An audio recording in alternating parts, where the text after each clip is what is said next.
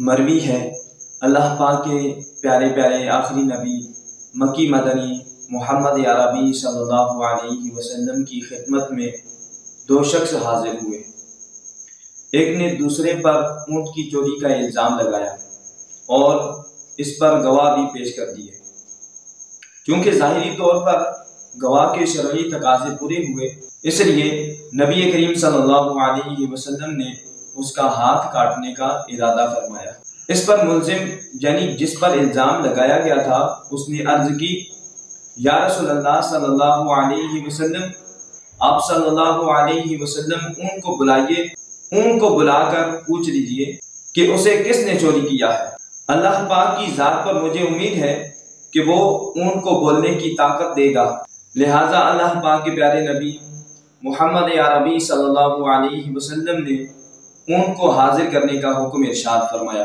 جب اونٹ نبی کریم صلی اللہ علیہ وسلم کی خدمت میں حاضر ہوا تو اللہ پاک کے پیارے نبی محمد عربی صلی اللہ علیہ وسلم نے اونٹ سے ارشاد فرمایا، بتاؤ میں کون ہوں اور یہ کیا واقعہ ہے؟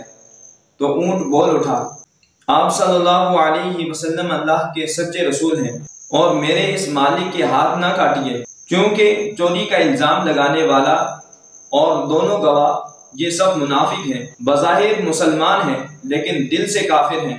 انہوں نے اس شخص کے ہاتھ کٹوانے کے لیے دشمنی کی وجہ سے یہ منصوبہ بنایا ہے، اور یا رسول اللہ صلی اللہ علیہ وسلم ان کی یہ حرکت دراصل آپ صلی اللہ علیہ وسلم کی دشمنی کی وجہ سے ہے۔ سرکار دو عالم صلی اللہ علیہ وسلم نے اونٹ کے مالک سے ارشاد فرمایا، وہ کون سا عمل ہے جس کے سبب اللہ عز و جل نے تمہیں اس مصیبت سے بچا لیا؟ عرض کی، یا رسول اللہ صلی اللہ علیہ وسلم، میرے پاس اور تو کوئی خاص عمل نہیں ہے، ہاں میں اٹھتے بیٹھتے آپ صلی اللہ علیہ وسلم پر درود پاک پڑھتا رہتا ہوں۔